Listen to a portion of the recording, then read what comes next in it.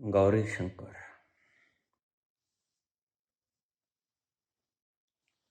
बाबा जी चरण स्पर्श। आपका जन्म ब्राह्मण कुल में हुआ। क्या आप जाति पाति धर्म विशेष को मानते हैं?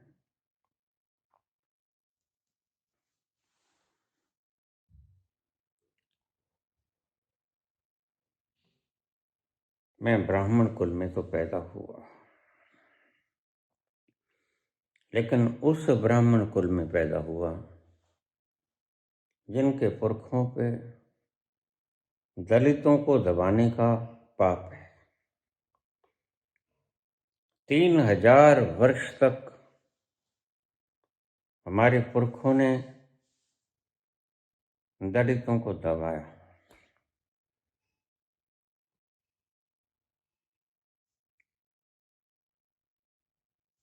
उस ब्राह्मण कुल में मैंने जन्म लिया जो पाखंडियों का बनाया हुआ था,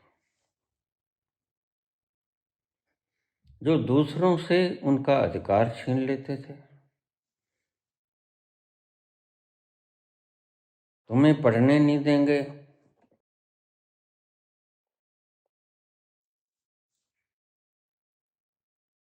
तुम हमारे संग नहीं बैठ सकते, तुम अछूत हो, तुम्हारी छाया भी पड़ जाएगी तो हम मलिन हो जाएंगे जाके स्नान करते। मैं उस ब्राह्मण कुल में पैदा हूं जो परमात्मा ने नहीं बनाया, जो पाखंडियों ने बनाया। और ये सभी कुल पाखंडियों ने बनाया। लेकिन यह एक व्यवस्था होगी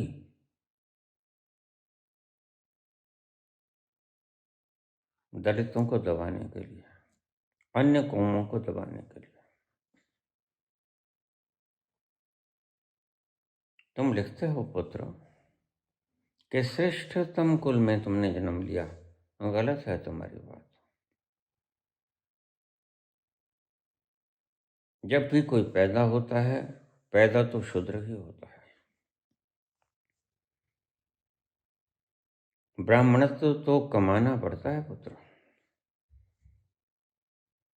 अपनी तपश्चर्या से, अपने त्याग से, अपने भीतर के आनंद को जानने से ब्राह्मणत्व कमाया जाता है। ब्राह्मणत्व जन्म जात पाने जैसी कोई चीज नहीं, लेकिन मनुष्य सदा से ही आसान तरीकों से हर चीज को पा लेना चाहता है। इसलिए तो देखो आज नामधारियों के पास तुम्हें कतार मिलेगी। 5 नाम ले लो, राम राम जप लो, राधे राधे कर लो, बड़ा आसान है। करो करो ना करो कोई बात नहीं।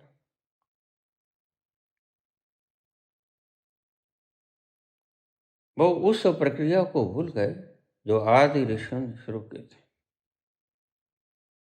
जिसमें प्रयास करना पड़ता है अपने भीतर उतरने का, खाली लम्हों का सदुपयोग करना होता है। खाली लम्हों में सैर सपाटे नहीं करने होते, मूवीज देखने नहीं जाना होता, ताश पीटनी नहीं होती। और तुम तो खाली वक्त में कुछ भी करने को तैयार हो जाते हो। धर्म के नाम पर तुमने आडंबर रचे, चलो तीर्थ यात्रा कर ले। कोई हज कराया,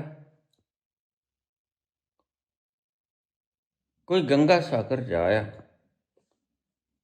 कोई हरिद्वार तीर्थ, कोई पुष्कर, कोई प्रयागराज। ऐसे सस्ते ढंग तुमने निकाले जो बड़ी आसानी से टिकट लो और गाड़ी में बैठो और अपने सारे पाप काट दो।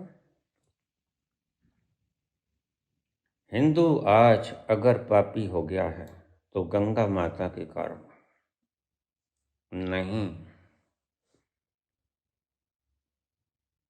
इन तथाकथित बाबाओं के कारण, जिन्हें तुम हिंदू कहते हो, ब्राह्मण कहते हो, क्योंकि इन्होंने प्रचारित किया कि कुंभ में आ जाओ, सारे पाप कट जाएंगे। और सदा से ही व्यक्ति पाप तो करना चाहता है, लेकिन पाप का फल नहीं भोगना चाहता। तो ऐसे लोगों को एक रास्ता मिल गया, ठीक है कुंभ चलो, स्नान कर लेंगे, वक्त भी ठीक से गुजर जाएगा, यात्रा का मजा भी ले लेंगे,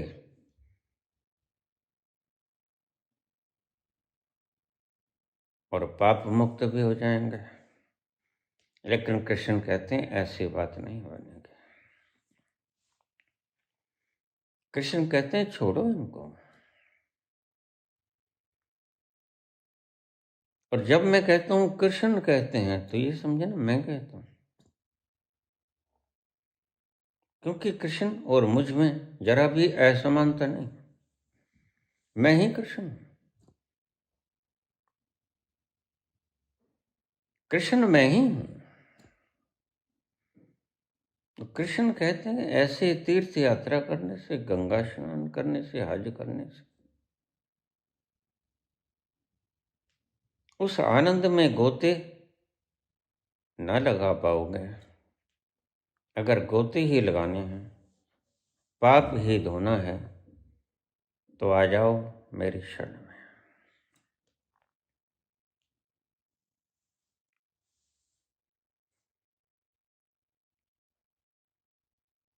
सभी तीर्थ यात्राओं को, हजों को छोड़ दो,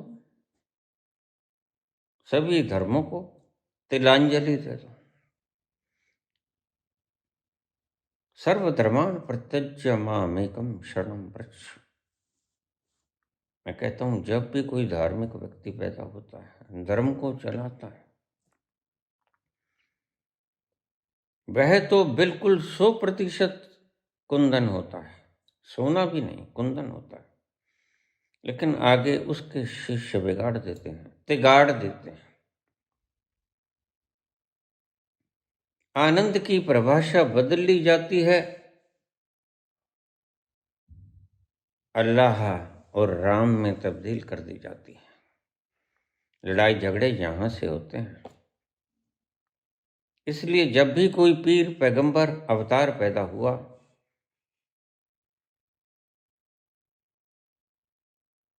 उसने तो जो किया उस शांति के लिए किया। तुम जो करते हो कतरो गारत, अपनी प्यास बुझाने के लिए करते हो। तो तुमने पूछा पुत्र, क्या मैं जाति पाति धर्म में आस्था रखता हूं? जिसने क्षुद्र को गले से लगा लिया, सुअर को, उस काल में आफ्टर एनलाइटनमेंट, मैंने एक सुअर जो गंदे नाले में बैठ के बाहर आया था, अभी गंदगी में लिबड़ा हुआ, मैंने उसे गले से लगा लिया। मुझे सुअर में परमात्मा नजर आया। यह कोई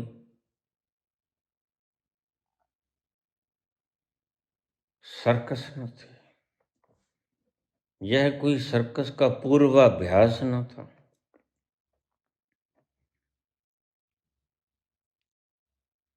यह कोई एक्टिंग से पहले का कार्यक्रम न था, यह शुद्ध दर्शन था। मुझे सुअर में भगवान दिखा और मैंने उसको चूम लिया, उसको गले से लगा लिया। भला ऐसा व्यक्ति जाति पाति में विश्वास करेगा?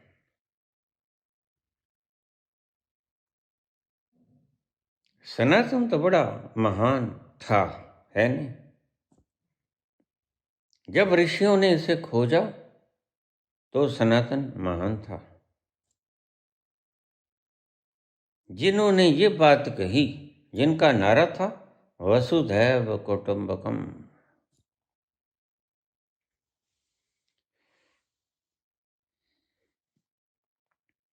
उन्होंने वसुधा को एक परिवार के रूप में देखा, जाना। ऐसे ही नहीं लिख दिया। यह कोई खोपड़ी की खुजलाहट नहीं थी, यह दर्शन था।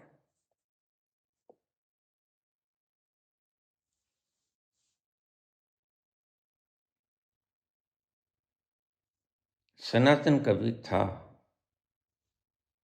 आज सनातन की अवशेष भी नहीं बचे, वो भी तुमने प्रवाहित कर दिए गंगा जी में। इसलिए सनातन का नाम मत लिया करो, क्योंकि ये 71 साल टांट में लेने वाले तथा कथित गुंडे, ये सनातन क्या था इसे जानते हैं। जिसे रोम रोम में परमात्मा नजर आ गया, जिसे जर्रे जर्रे में वह अकाल पुरख नजर आ गया, अल्लाह की तस्वीर जिसे सारे जहान में दिखी और आवाज भीतर से आई, ला इलाहा इल्लल्लाह मोहम्मद और रसूल अल्लाह, ये भीतर से आई हुई आवाज।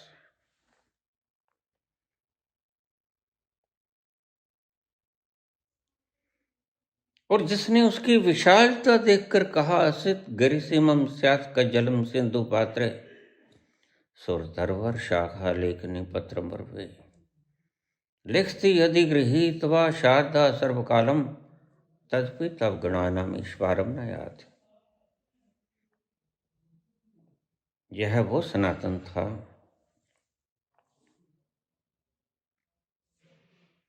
जो कभी था, आज नहीं। तुम सनातन का अपमान कर दिए हो, तुम अपमान क्या नहीं सहोगे, तुम सनातन का हत्या कर दिए हो, और उसके जो अवशेष बचे थे वो गंगा जी में बहा दिए हो। आज का खाक तुम अपमान और मान की बात करते हो, जब वो रहा ही नहीं। हिंदू गुंडों ने सनातन को समाप्त करने में कोई कोर कसर बाकी नहीं छोड़ी। और अगर तुम कहोगे क्या अपने स्वार्थ के लिए किया, नहीं, स्वार्थ भी कहाँ सधा उनका। स्वार्थ भी सध जाता तो मैं उन्हें माफ कर देता। अगर वो इतना कुकृत्य करके भी आनंद में छलांग ले लेते तो मैं उन्हें क्षमा कर देता। लेकिन काग पढ़ाया पिंजरा, पढ़ गया चारों वेद, समझाए समझा नहीं, रहा डेढ़ का डेढ़। ये डेढ़ के डेढ़ ही रहे।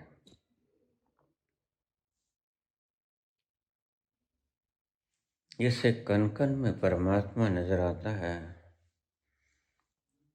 वो है सनातनी। यह कोई व्यवस्था नहीं है, सनातन सनातन दर्शन है। जिसे वो शाश्वत नजर आया, जो आद सच जुगाद सच है भी सच, नानक होसी भी सच, वह सनातन है।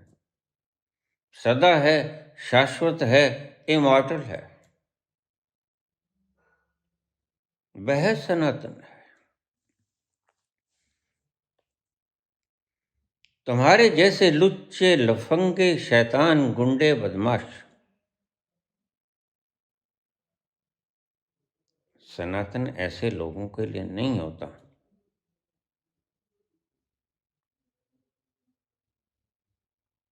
और इतना जहर भरा पड़ा है तुम्हारे, मवाद भरी पड़ी, ऐसा लगता कि इनके न्यूरॉन्स सारे के सारे कैंसराइटिस के फोड़े से ग्रसित हो गए हैं और चस चस कर रहा है वो मवाद। यह सनातन का अपमान नहीं सहेंगे। मुझे इस मवाद के भीतर से आती हुई चस चस की ध्वनि का दर्द दिखाई पड़ता है। थोड़े शब्द गहरे हैं, आनंद से शांति से सुनिएगा।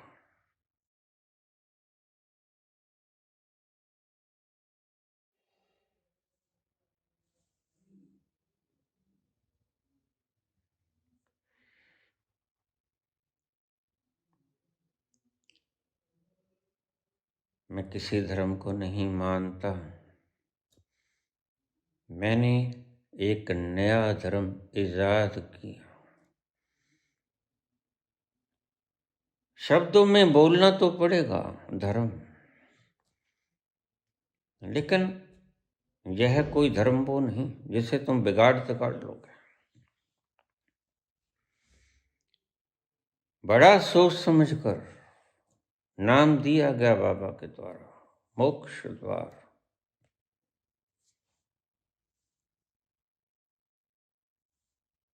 इसका कोई कमेंटमेंट नहीं। शास्त्र पढ़ो, नमाज पढ़ो, गंगा सागर जाओ, हरिद्वार जाओ, हज करो, मक्का मदीना, कोई कमेंटमेंट नहीं। जुमे की 5 नमाज नहीं, यह बंधन। यहां तो ब्रह्म मुहूर्त में उठना भी बंधन लगता है। मैं आज तक कभी किसी तीर्थ यात्रा पे नहीं गया। जब ताजा ताजा घटना ट्रेन की हुई तो मैं तलाश के लिए हरिद्वार स्टेशन पे पहुंचा और लश्कर जंक्शन पर मुझे हनुमान जी मिल गए। सारी गाथा मेरे बायोग्राफी में पढ़ सकोगे तुम, पूरी की पूरी कहानी।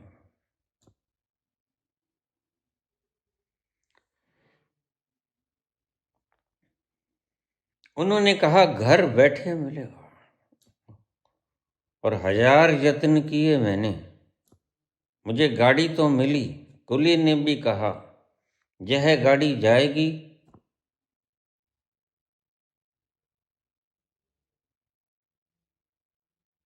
ऋषिकेश,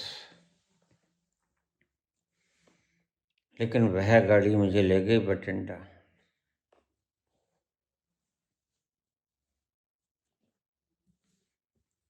आज जिनको खुदा मिला नहीं वो कहते हैं खुदा है नहीं।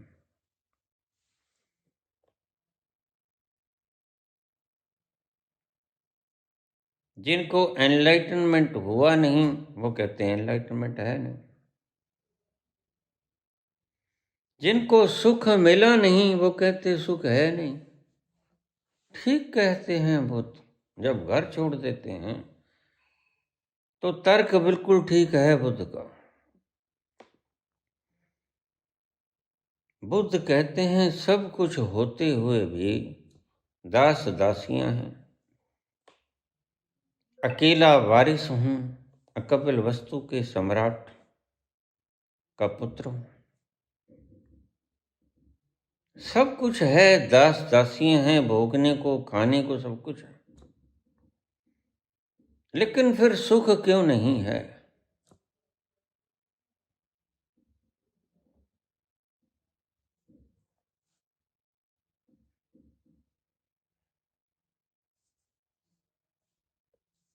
यह उसके हृदय को कपा देता है कि मैं मरूंगा। तुम्हारे हृदय को नहीं कपाता। और जिसके हृदय को मृत्यु ने नहीं कंपाया वह पहुंचने की आकांक्षा भी न करे, क्योंकि सबसे पहले तो कंपाएगी तुम्हें मौत। इसलिए ऋषियों ने कहा प्रतिदिन एक फेरी मंदिर में न लगाना, शमशान घाट में जरूर लगा लेना, कब्रिस्तान में जरूर लगा लेना।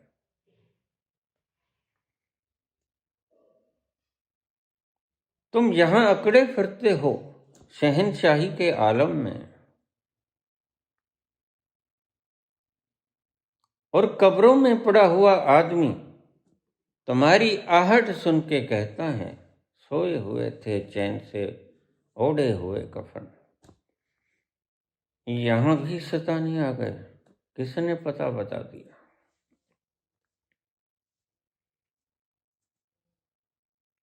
मृत्यु में इतनी शांति है, जिसको तुमने डिफाइन किया जैसे बिच्छू, लाखों बिच्छू एक बार से तुम्हें काटने, इतना दुख होता है मौत में? नहीं, कुछ नहीं होता।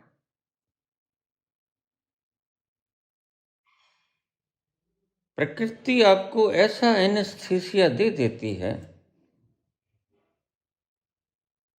उस आखिरी ऑपरेट के वक्त, कि तुम्हें पता ही नहीं चलता। और प्रकृति से ज्यादा समझदार और कौन? तुम ज्यादा समझदार बनने की चेष्टा तो करते हो, लेकिन हो नहीं पाते। आखिर में झुंझला के मर जाते हो।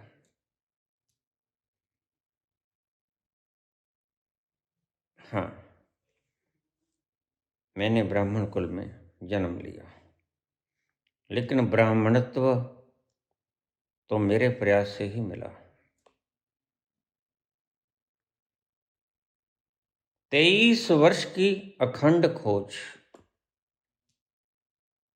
मुझे अभी लोग कह देते हैं तुम्हें किया तो कुछ है नहीं। मैंने कहा जिसने कुछ किया वो क्या ले गए? मैं तो भरा पूरा जाऊंगा। जिन्होंने कुछ किया, दिन भर रात सोए नहीं, उस फैक्ट्री में हड़ताल न हो जाए, उसके मजदूरों का मुखिया कल बगावती भाषा बोल रहा था, कहीं ऐसा ना हो कि फैक्ट्री का द्वार ही ना खुले। तुम रात को सो पाते हो? यहाँ तो घोड़े बेच के सोते हैं।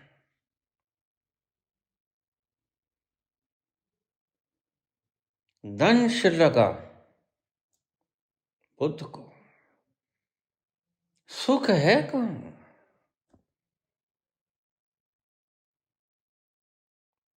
इसलिए उन्होंने जीवन का यह एक अमूल्य सूत्र आपको दिया, जीवन दुख है।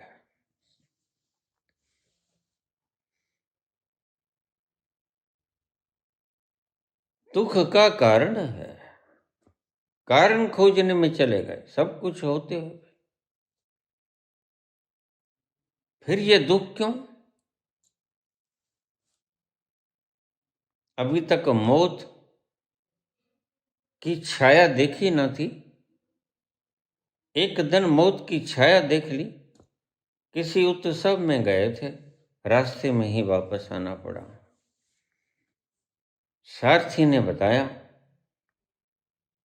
यह बीमार है लेकिन आदमी है, यह टीबी से ग्रस्त है लेकिन आदमी है, इसकी कमर झुकी हुई है, यह वृद्ध हो गया लेकिन आदमी है, कोई बुरी तरह से खांस रहा है और कोई मर गया है, अर्थी लेके जा रहे। तो उसने बताया यह आदमी है, मर गया है। सबसे बड़ी गलती अगर की बुद्ध के पिता ने तो यही की कि उससे मृत्यु का राज छिपा लिया। तुम ऐसी गलती मत कर लेना। जैसे ही व्यक्ति को, बच्चे को होश आनी शुरू हो, उसे बताया जाए कि मृत्यु is the ultimate truth of life, अंतिम सत्य है। मृत्यु तो आएगी ही, पुत्र हो या पुत्री, मृत्यु तो आएगी।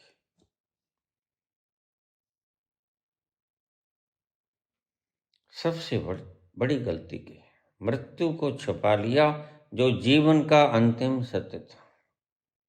यही मार खा गए। समझदार सियाना बनने की चेष्टा की और इस समझदारी के प्रयास में ही मात खा गए। सहस सियाणपा लख होवे, तय एक न चले नाल।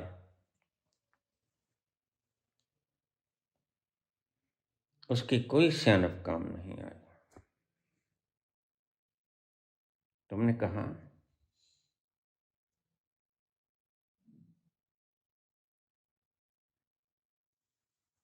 जाति पाति ब्राह्मण क्षत्रिय शूद्र में तुम विश्वास करते हो?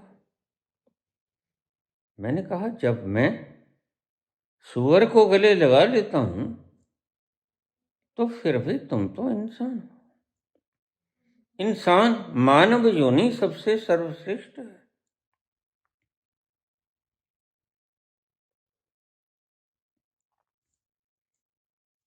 तो बुद्ध निकल जाते हैं। जीवन दुख है, नहीं मैं कहता हूं जीवन सुख है।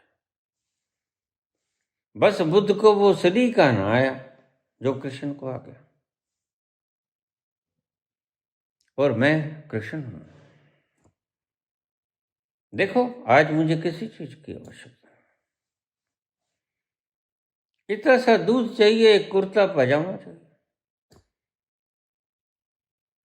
शरीर ढांपने के लिए थोड़ा सा वस्त्र चाहिए। ये मेरी जरूरत, और मुझे पता है जोड़ा हुआ तो संग जाएगा नहीं। जो जाएगा वो मैंने बढ़ा लिया up to the top extent. 100% चेतना मैंने बढ़ा ली, इसमें और जोड़ा नहीं जा सकता। मैं उस लेवल तक आ गया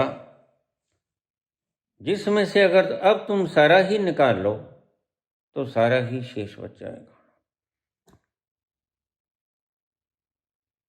पूर्णस्य पूर्णमादाय पूर्णमेवावशिष्यते।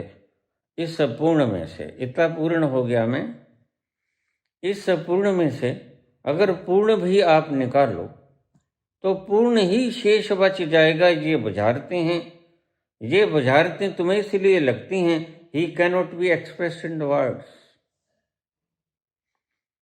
वह तत्व जिसे तुम अल्लाह कह लो, परमात्मा कह लो, वाहेगुरु कह लो, गॉड कह लो,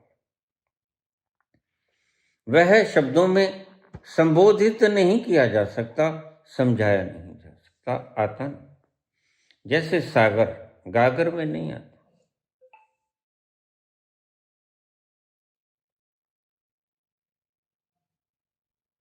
मोक्ष द्वार, MD मोक्ष द्वार। अभी बहुत से लोगों के कमेंट मेरे पास आए, बाबा हम निजात चाहते हैं, और निजात दोनों तरह की चाहते हैं।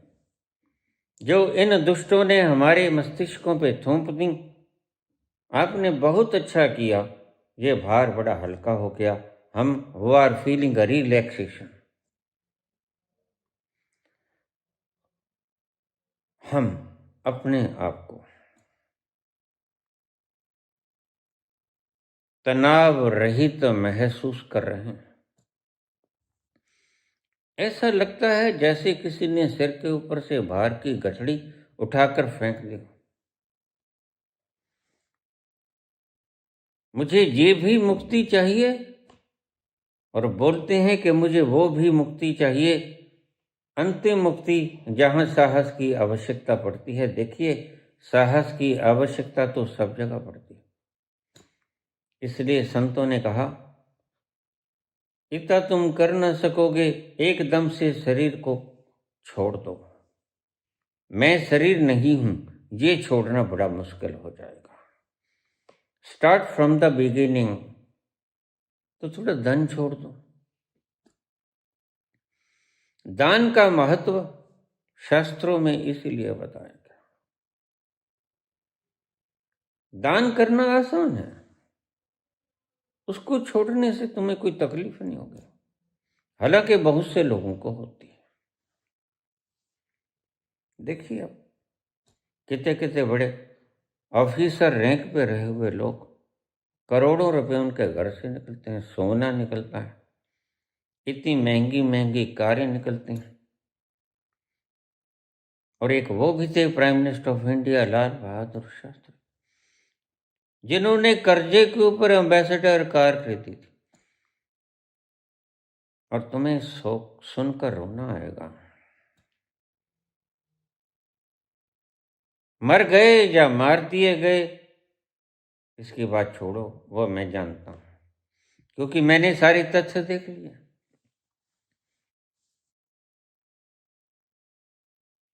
कोई पोस्टमार्टम नहीं किया गया, न उनकी लाश का पोस्टमार्टम किया गया, और कितनी ही लाशें ऐसी जो मार दी गई, उनके लाश का पोस्टमार्टम नहीं किया। राजीव दीक्षित का भी यही हाल हुआ, उनके लाश का पोस्टमार्टम तक नहीं किया गया, हालांकि वो हट्टे कट्टे थे, शुद्ध खाना खाते थे, शुद्ध बोलते थे।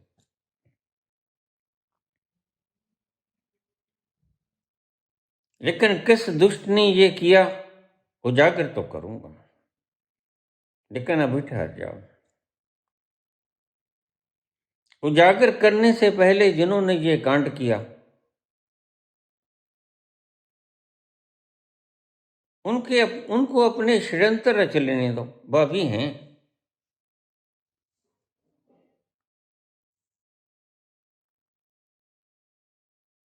तो बुद्ध ने देखा सब कुछ होते हुए भी ये परमात्मा ने सृष्टि बनाई क्यों।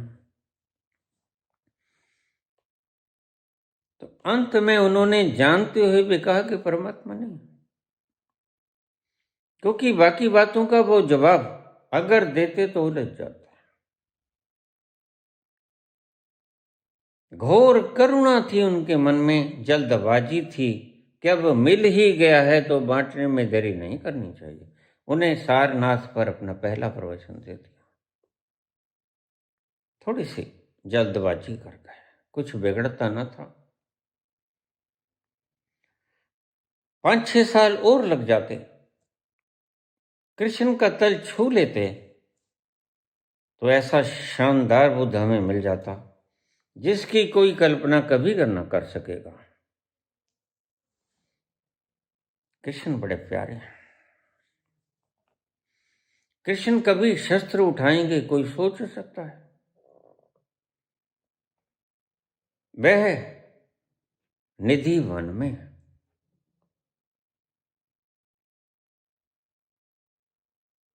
प्रेम की बंसरी बजाने वाला,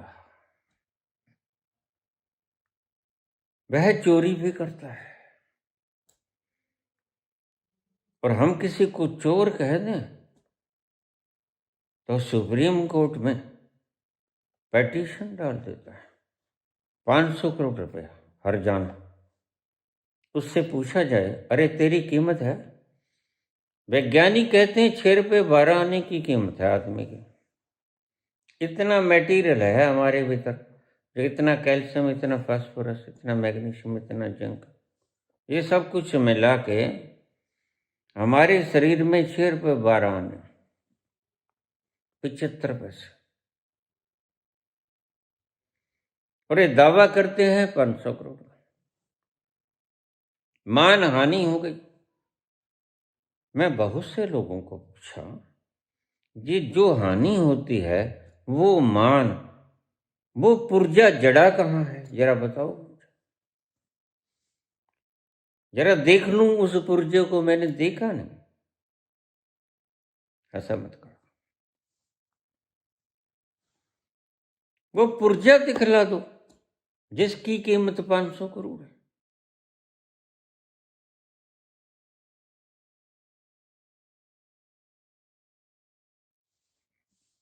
नहीं, इन्हीं मान्यताओं को मैं तोड़ना चाहता हूं।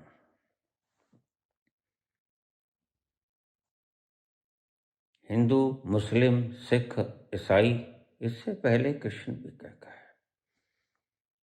लेकिन वो ऐसी भाषा में कह गए जो पंडितों की भाषा थी और उस वक्त सभी जानते थे। संस्कृत भाषा, सर्वधर्मान प्रत्यज्य, सभी धर्मों को त्याग दो। आज तुम अर्थ कुछ भी करते हो, अर्थ बिल्कुल साफ है। बड़े सरलतम ढंग से बोले कृष्ण, सभी धर्मों का परित्याग कर दे हे अर्जुन।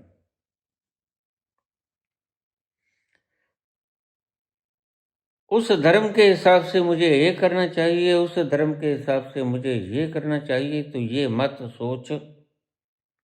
तू इन सब का परित्याग कर दे और मेरी शरण में आ जा, यानी जैसे मैं चलाऊंगा ऐसा चल। थोड़ा साइंटिफिक वे से समझ लें। जब तुम अपने भीतर चले जाओगे तो जंक्चर पॉइंट के बिल्कुल आगे तुम वहां आ जाओगे जहां फिर तुम खुद से नहीं कर्म करोगे, फिर परमात्मा तुम्हें नचाएगा। सतोरी की झलक यही होती है। इसी तल को देखा जाता है सतोरी में, जहां परमात्मा नचाता है और तुम नाचते हो। असल में तो वही नचाता है, तुम नाचते हो और तुम फिक्र करते हो, और सिर्फ फिक्र ही करते हो कि अगर ऐसा ना करेंगे, कंपटीशन ना करेंगे, तुम्हारे पास हर बात का जवाब है, तो समृद्धि कैसे होगी? अगर कंपटीशन ना करेंगे जो तो देश ज्यादा सुंदर कैसे बनेगा? तो आज तुमने यूक्रेन की हालत देखी।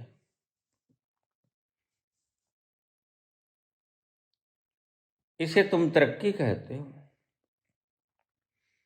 छोड़ो, भूगोल को छोड़ो, आदमी के चेहरे की तरफ देखो।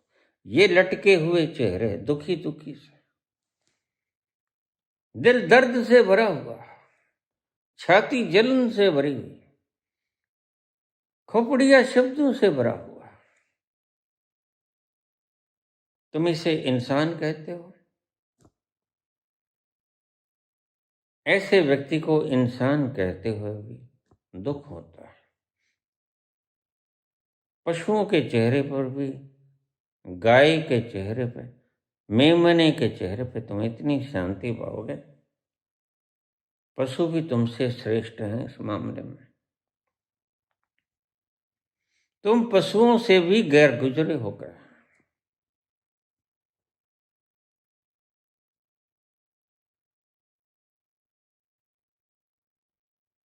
शांत भी नहीं हो, चैन की नींद में नहीं सो पाते। तुम कितने दीनहीन हो गए हो कि दो घड़ी चैन की सांस भी नहीं ले पाते, दो घड़ी रात को सो भी नहीं पाते। इसे ही कहते हैं मानव जामा। यही है जो सब योनियों में सर्वश्रेष्ठ है। मैं कहता हूं सबसे निकृष्ट बना लिया तुमने, है तो सर्वश्रेष्ठ। कर्मी आवे कपड़ा, नदरी मोख द्वार। लेकिन कोई क्या करे अगर तुम गटर में छलांग लगा जाओ, गटर का पानी पीने लगो,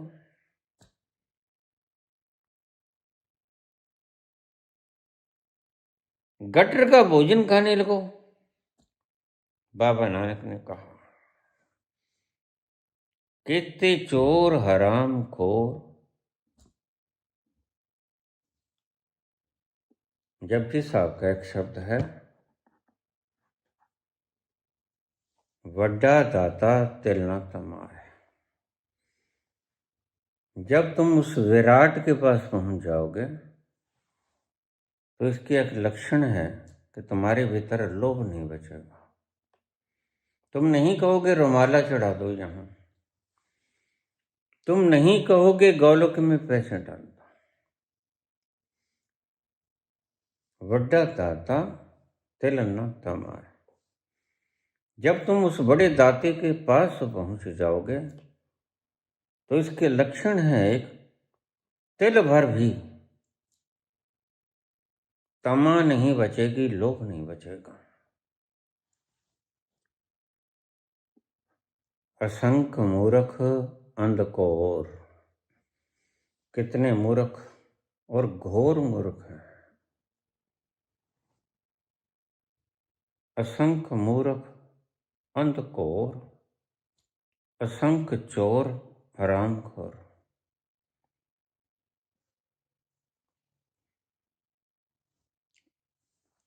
जिनकी गिनती नहीं, इतने असंख्य चोर।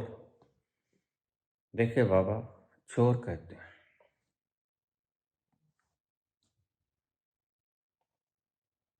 कोई माल चोर, कोई राज चोर, कोई वोट चोर।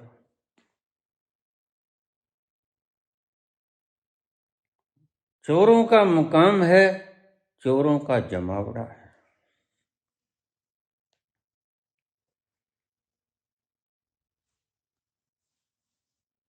असंख्य मूर्ख अंधकोर, असंख्य चोर हरामखोर, असंख्य अमर कर जाहि जोर। अपने जोर से, हुक्म से।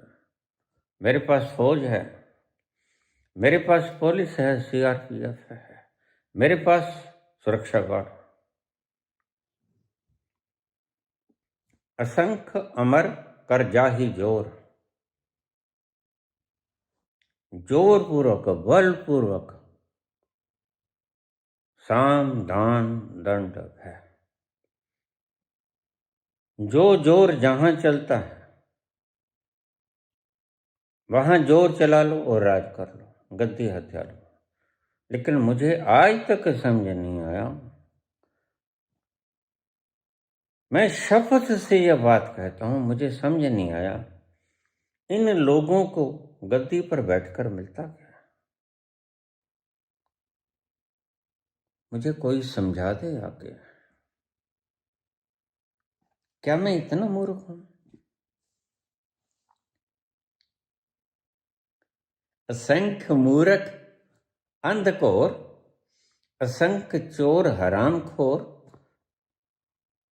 असंख्य अमर कर जाहि जोर, असंख्य गल वड हत्या कमा। लोगों को हत्याएं करके उसको मार दिया, उसको मार दिया, उसको मार दिया, ये राज न खुल जाए इसलिए जिसके पास राज था उसको मार दिया। असंख्य गल वड हत्या कमा। किस लिए? मैं पूछता हूं, किस लिए? वाय?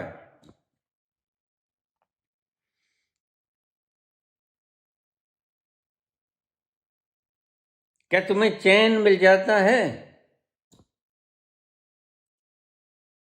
अपने अचेतन में पाप कर्मों के बीज को भरते चले जाते हैं। असंख्य अमर कर जाहि जोर, असंख्य गलबड़ हत्या कमा। गल काट काट के उनके लाशों के ढेर को सीढ़ियां बना के ऊपर चढ़ जाते हैं ये 1.5 आंख वाले, और ऐसे छुपते फिरते हैं जैसे किसी को पता नहीं।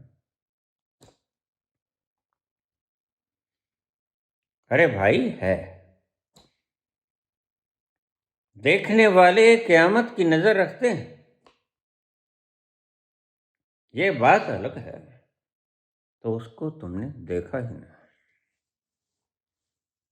देखने वाले क़यामत की नजर रखते हैं, ये बात अलग है कि उसको तुमने देखा ही नहीं।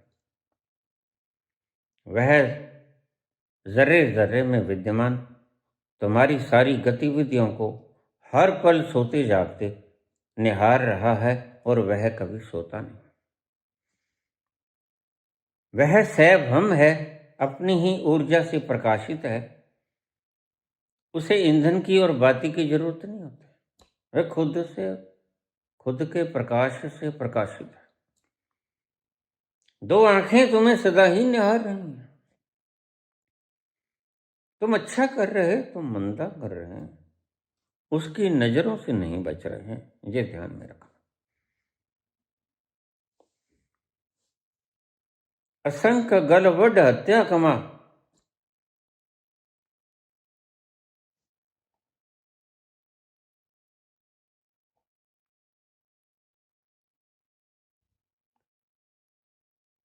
असंख्य पापी पाप कर जा।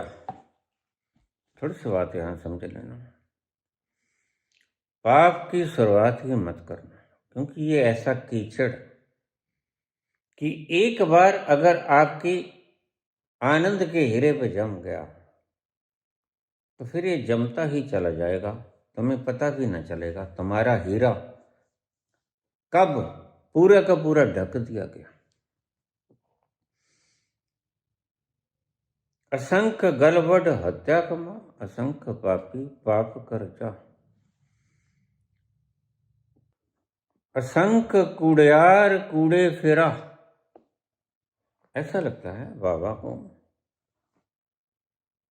2014 के बाद कौन आएगा इसका पता था, कहीं झांक के देख लिया होगा।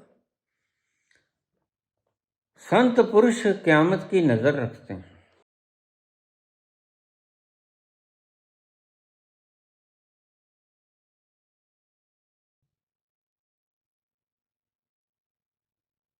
ये कहते हैं कि असंख्य कूड़ियार कूड़े फेरा,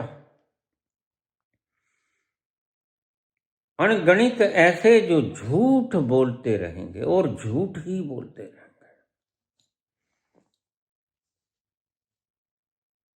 वो सच बोल ही नहीं सकते। और भीतर की आकांक्षा क्या है, मैं कैसे सुखी हो जाऊं। ये बिल्कुल ऐसा है जैसे तुम अपने शरीर को नुकीली चीज से काटते रहो और इच्छा ये करते रहो कि मैं दर्द मुक्त कैसे हो जाऊं। यह असंभव है। तेज हथियार से अगर तुम अपने शरीर को छीलोगे तो उम्मीद मत रखना कि तुम्हें दर्द नहीं होगा। बस यही तुम्हारी आकांक्षा है। असंख्य कूड़ियार कूड़े फिरा। बहुत से ऐसे हैं जिन्होंने जिंदगी में झूठ के सिवा कुछ बोला ही नहीं। झूठ ही बोलते फिरते हैं। बाबा युग युग की बातों को जानते हैं और बड़े अफसोस की बात है, तथा कथित बाबा के शिष्य नाम तो रख लेते हैं सिंह और कोर,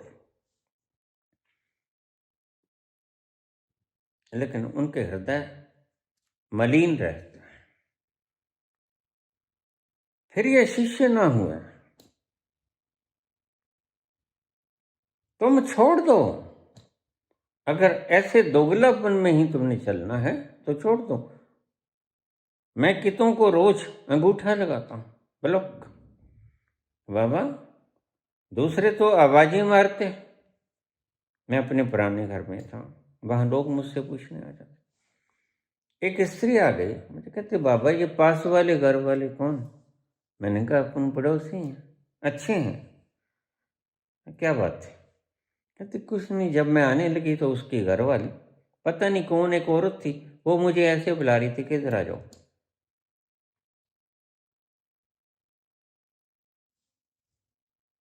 क्या हो जाएगा भाई।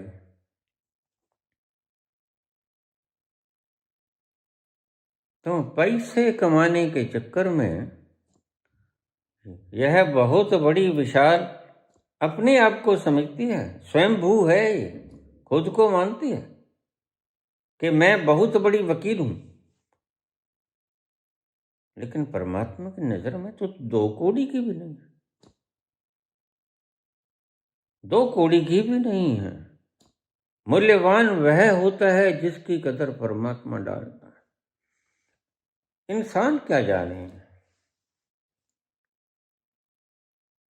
तुम्हारे हृदय के भीतर क्या है। संत परमात्मा का रूप होता है, संत परमात्मा ही होता है। संत जानता है तुम्हारे भीतर क्या है, क्या कूड़ा भरा है, तुम किस लिए आए हो। तुम सेल्फ हिप्नोटाइज, तुम नार्सिसिस्ट से ग्रस्त हो। नार्सिसिज्म वह यूनानी कविता का उपन्यास का लेखक। नार्सिसिज्म आत्म श्लाघा से युक्त हो, तुम अपने आप ही पाटने को हुए हो। लेकिन परमात्मा की नजर में तो वही ऊंचा है जिसको वह चाहता है।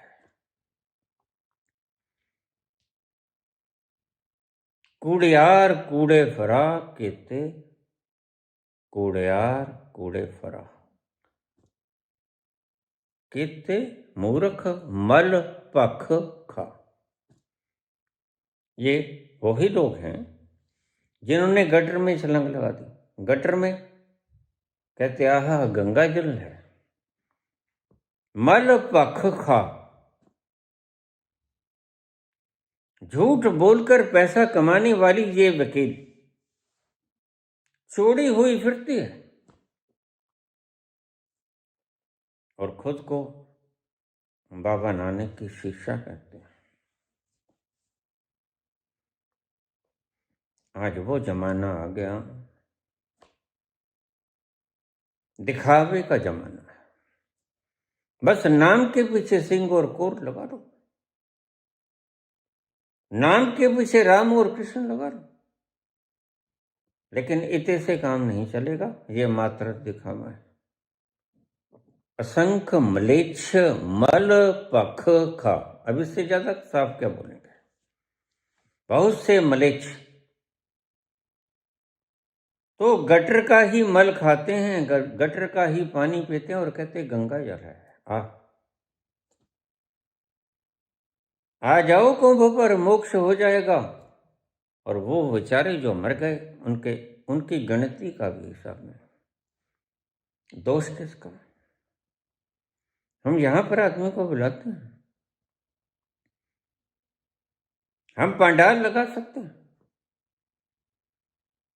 लाखों लोगों को बुला सकते हैं, लेकिन गिनती के लोग जिनकी सेवा शुश्रूषा कर सकते हैं उनको बुलाते हैं। जिनकी सुरक्षा का इंतजाम हम भली भांति कर सकते हैं उनको बुलाते हैं। लाखों की भीड़ नहीं बुलाते, इतनी सी भीड़ बुलाते हैं जिनको हम संभाल सकें, जिनको हमारे सेवक संभाल सकें। कूड़ियार कूड़े फरा, गप ही बोलते फिरते हैं, झूठ ही बोलते फिरते। और मैं तुम्हें कहता हूं, कोई मुझे बता दे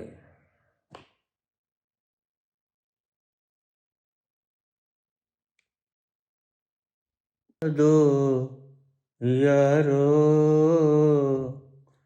किस तरह जीते हैं ये लोग, बता दो यारो। हमको भी जीने का अंदाज सिखा दो यारो, किस तरह जीते हैं ये लोग, बता दो यारो। हमको भी जीने का अंदाज सिखा दो यारो, किस तरह जीते हैं ये लोग।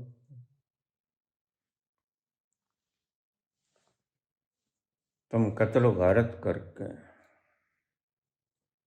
मुझे आज तक समझ नहीं आया कि राज करने से मिलता क्या। कोई बता दे मुझे। उसका कारण मैं समझता हूं, क्योंकि मैंने असली फूलों की सुगंध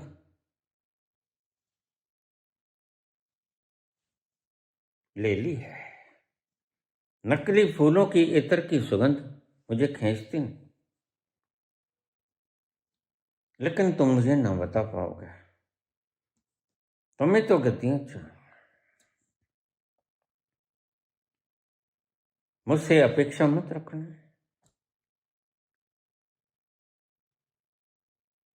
यह जो पार्शियलिटी तुम्हें सिखाते हैं लोग, वो सियाना बनने की चेष्टा में सब कुछ गंवा देते हैं लोग। क्योंकि जिसने आनंद खोया चैन खोया, करार खोया, रात की नींद खोई, दिन की भूख खोई, उसने क्या खाक पाया।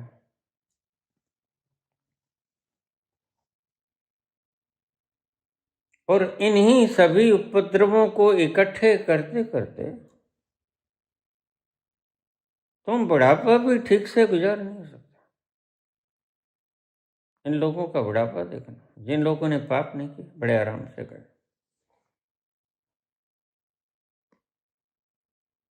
जिन लोगों ने पाप किए, धोखा किया, हेराफेरी की, वो लोग किस तरह व्हील चेयर पर बैठकर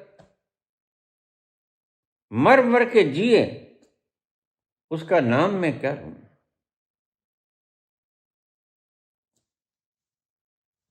महंगे कवियों की नजर में वो मूल्य रखते होंगे, मेरी नजर में मूल्य नहीं रखते हो। परमात्मा की नजर कुछ अलग ढंग से देखती है।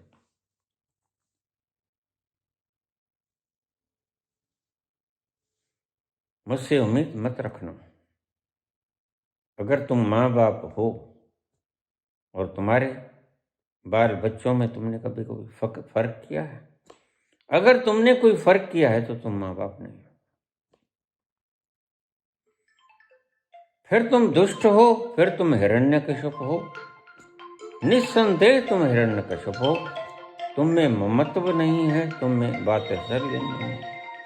बच्चों के पास जिनको तुमने जन्म दिया। इसलिए मैं बच्चों से, मेरे पास रोज आ जाते हैं, बाबा शादी कराएं ना कराएं। बिल्कुल कराओ, लेकिन बच्चे पैदा मत करो। क्यों? क्योंकि बच्चों को पैदा करने के लिए बच्चों की सहमति आवश्यक है। करो बच्चे पैदा, लेकिन बच्चों की सहमति से बच्चे पैदा करो।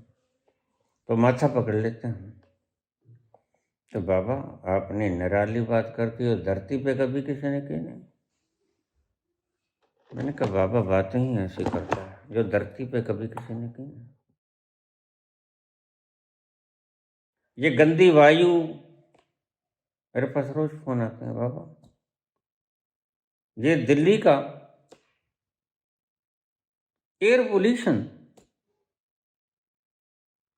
इसमें हम बच्चों को जन्म दे दें? बच्चों को हम क्या दे के जाएंगे विरासत में? ये गंदी हवा, पॉल्यूटेड हवा, जिसका मापदंड है 1000, 900, 800। इस गंदी हवा में तुम सांस लो। तुम जाओ जरा फिनलैंड, नॉर्वे जाओ, विदेशों ने इसे बचा के रखा है। यहाँ के गुंडों ने, मवालियों ने, जो तख्त ताज पर आसीन है, अरे तुम कोई नई हवा के अंदर श्वास थोड़ी लेते हो अंधभक्तों, तुम भी तो उसी ही जहरीली वायु का शिकार हो। और याद रखो, रोग कभी ये नहीं देखता कि ये अंधभक्त है या भक्त है। रोग अंधभक्त को भी उतना ही कैंसराइटिस होता है। यह तुम्हारे फेफड़ों को भी उतना ही दूषित करेगी। तुम करो अंधभक्ति, लेकिन वायु को तो शुद्ध कर दो।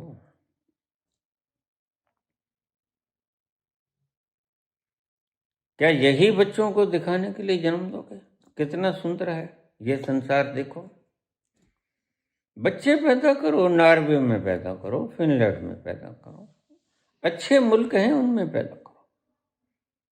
मुख्य भोजन सबसे पहले बच्चे का होता है प्रथम श्वास। जब बच्चा पहला श्वास लेता है तो हम कहते हैं हाँ इसमें जीवन है। और प्रथम श्वास ही वो जहरीला होता है, तो फिर उसे पानी पिलाते हो। वह पानी जिसके जहर से हजारों लाखों मच्छियां मर के ऊपर आ जाती हैं, ये सीन मैंने देखा है, तुमने भी देखा होगा। वह धरती जो न जाने कितनी बार जिसके ऊपर जहर छिड़क दिया गया, तुम्हारा क्या ख्याल है आज अमृत जैसी धरती बची है? तीनों ही चीजें जो बाबा ने कहा, पवन गुरु, पानी पिता, माता, धरती, महत्व, ये तीनों ही तुमने विकृत नहीं की, विनष्ट कर दी। तुम ऐसी परिस्थिति दिखलाने के लिए बच्चों को जन्म दोगे? हिंदुस्तान में बच्चों को पैदा करना बैन हो जाना चाहिए।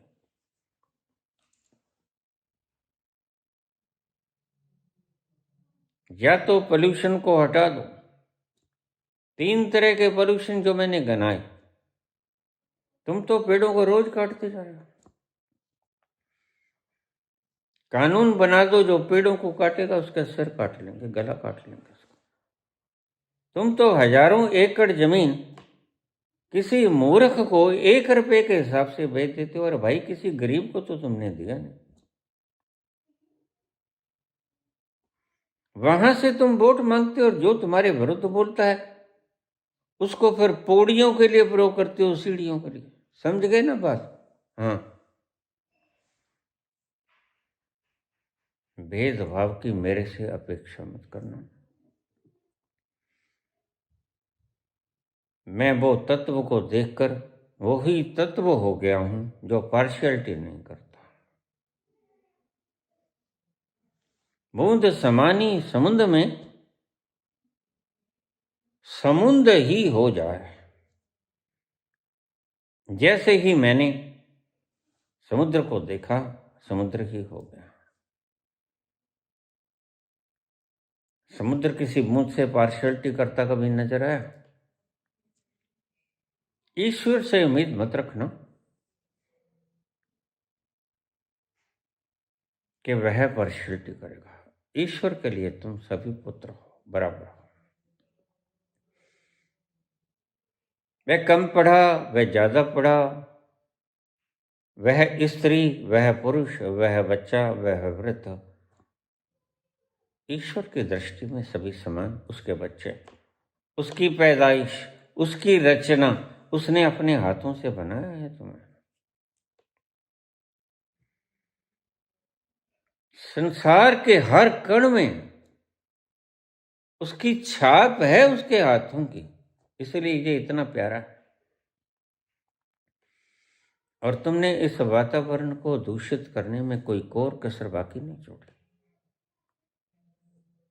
तुम कहते हो मैं ब्राह्मण परिवार में जन्म लिया। कब की बात कर रहे हो तुम? कौन सी सदी की बात कर रहे हो तुम? क्या अभी ऐसा पागलपन किसी जगह है भारत के सिवा? भारत में ये क्यों है? कुछ दुष्ट जल्लाद लोग तुमने कुर्सी पर पड़ा दिया। मैं जानता हूं, मैं जानता हूं, मेरे टुकड़े टुकड़े कर दिए जाएंगे, लेकिन जरा भी खौफ नहीं। मंसूर को भी तो आपने काट दिया था। मैं इंतजार करूंगा। हम इंतजार करेंगे, हम इंतजार करेंगे, कयामत तक खुदा करेगी कयामत हो, और तू आए खुदा करेगी कयामत हो, और तू आए। हम इंतजार करेंगे। जल्लादो, दुष्टो, समझ जाओ, जनता आ रही है, क्योंकि जनता को जगाने वाले आ रहे हैं। ध्रुव राठी कहते हैं मैं हार गया। मैं इसलिए बोल रहा था कि कल को मेरे बच्चे मुझसे ये ना कहें कि जब ऐसा कुछ अत्याचार हो रहा था आप कहां थे पापा? मैं ये कहूँगा, मैंने अपनी पूरी वाह लगा दी। मैं जो कर सकता था, जितनी क्षमता थी, कैपेसिटी थी, मैंने प्रयोग की, मैंने की, लेकिन अब मैं थक गया हूँ। कोई बात नहीं, साधुवाद है, तुमने बहुत कुछ किया। तुम्हारा देन भी हिंदुस्तान दे न सकेगा। तुमने सोई जनता को उस वक्त जगाया जब इसकी, आपकी, उसको बड़ी जरूरत है। ऐसे ही कुछ लोग, देखिए, जो चरण चुंबक बन गए, उनका हशर भी आपने देखा होगा। फिर उन्हें आत्मग्लानि से सड़कर प्राण त्यागने पड़े। सावरकर जी कैसे मरे, कहानियां जैसे मर्जी घड़ लो, लेकिन आत्मग्लानि से मरे। आखिर में अन्न पानी सब, तुम संसारा कह सकते हो जैन मुनि की तरह, लेकिन वह आत्मग्लानि थी कि मैंने ये किया तो क्या किया। जब देश को मेरी जरूरत थी,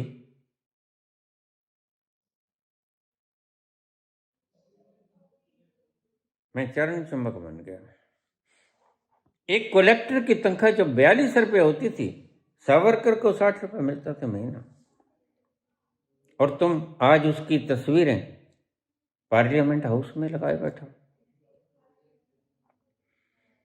तो ध्रुव राठी जी, आपने जो सेवा की, वो सेवा मोर देन सफिशिएंट है। कोई बात नहीं। एक सिपाही मर जाता है तो फौज खत्म नहीं हुआ करती, फौज पीछे खड़ी रहती है, दूसरा आगे आ जाता है।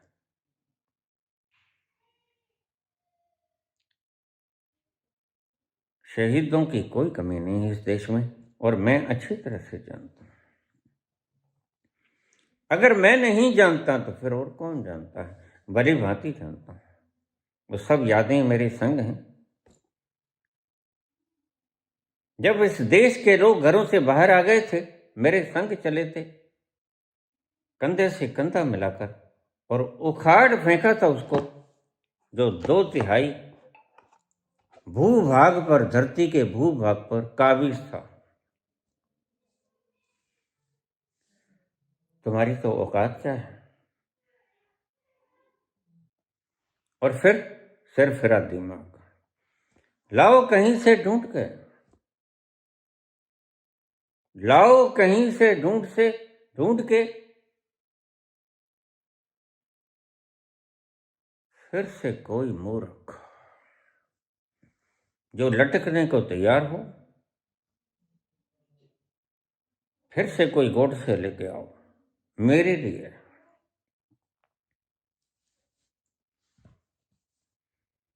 चिराग जिल के जलाओ,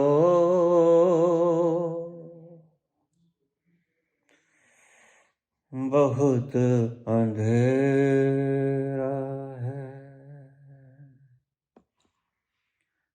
चिराग दिल के जलाओ, बहुत अंधेरा है। चिराग दिल के जलाओ, चिराग दिल के जलाओ, बहुत अंधेरा है। कहीं से लौट के आओ, कहीं से लौट के आओ, बहुत अंधेरा है। चिराग दिल के जलाओ, बहुत अंधेरा है। कहीं से लौट के आओ, बहुत अंधेरा है।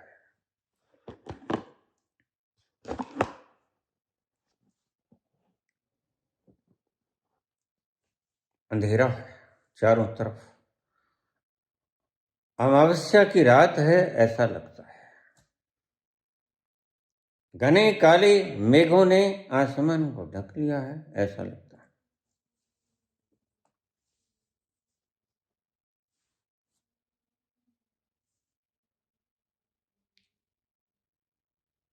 कुछ लोगों को छोड़कर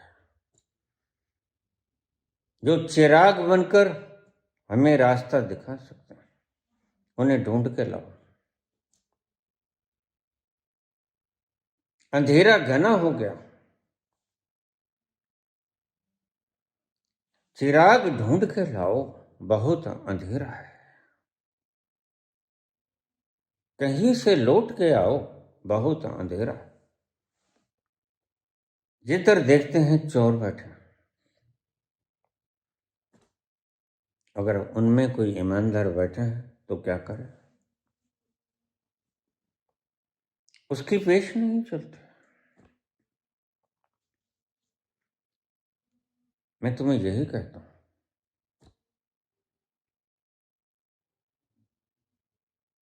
यह सोने का वक्त नहीं है।